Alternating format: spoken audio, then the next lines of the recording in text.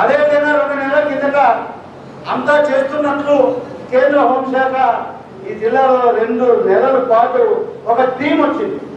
ఆర్టీటీతో కలిసి అనేక గ్రామాల్లో పర్యటించింది, హోంశాఖ పంపించింది.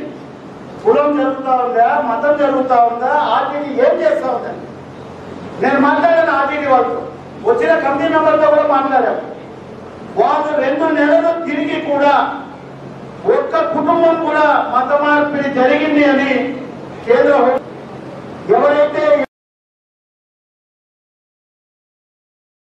కాదు రాష్ట్రంలో అనేక ప్రోగ్రాంలు చెప్పారు. అనేక జిల్లాల్లో కూడా వీళ్ళ యొక్క సేవ సామాజిక బాధ్యత ఆర్టీటీ తీసుకున్నటువంటి విషయాలను కూడా వివరించారు. ఆయనకు కులం లేదు, మతం లేదు, ఆయన కేవలం మానవతావాది తప్ప మతతత్వవాది కాదు, కులం గురించి ఆలోచించేటువంటి వ్యక్తి కాదు. కాబట్టి విన్సెంట్ ఫెర్రర్ గారి గురించి ఎంత చెప్పినా తక్కువే. ఇందులో చంద్రబాబు నాయుడు గారు ముఖ్యమంత్రిగా ఉన్నప్పుడు అనంతపురం ప్రభుత్వ మెడికల్ కళాశాల కావాలంటే ₹1 ఆ రోజు ఆర్టీటీ నుంచి ఆ రోజు విరాళం ఇచ్చినటువంటి సందర్భం కూడా చంద్రబాబు నాయుడు గారు పెట్టారు. అదేవిధంగా యువగలంలో లోకేష్ బాబు పాదయాత్ర చేసినప్పుడు ఆర్టీటీ సంస్థలోకి వెళ్ళి మాట్లాడినటువంటి విషయం కూడా కుమారుడు కూడా తెలుసు.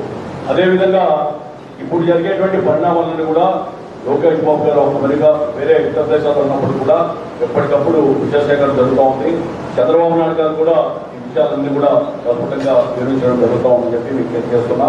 ఇంటెలిజెన్స్ కానీ వివిధ రకాలు కూడా ఇన్ఫర్మేషన్ ప్రభుత్వ సమాచారం తీసుకుంటా ఉన్నారు. నాకు తెలిసిన వెంటనే నేను ధర్మవరం మంత్రి సత్యకుమార్ గారు కూడా మాట్లాడారు. సార్ మీరు ఆలోచించండి, నేను ఉపయోగపడంటే లేదు నేను కేంద్ర మంత్రులు మాట్లాడాలన్నా నేను చూస్తున్నాను ఇబ్బంది. మళ్ళీ ఈ జిల్లాకు సంబంధించిన ఫైనాన్స్ మినిస్టర్ పై అవకాశం కూడా చెప్పారు. ఇతర ప్రజాప్రతినిధులు, మంత్రులు, అదేవిధంగా చంద్రబాబు నాయుడు గారికి సహచరులకు అందరూ కూడా చెప్పారు. ఇది ఎవరో కులం కోసం మతం కోసం కాదు, ఇది ఒక సామాజిక బాధ్యత, అందరూ కూడా పనిచేద్దాం.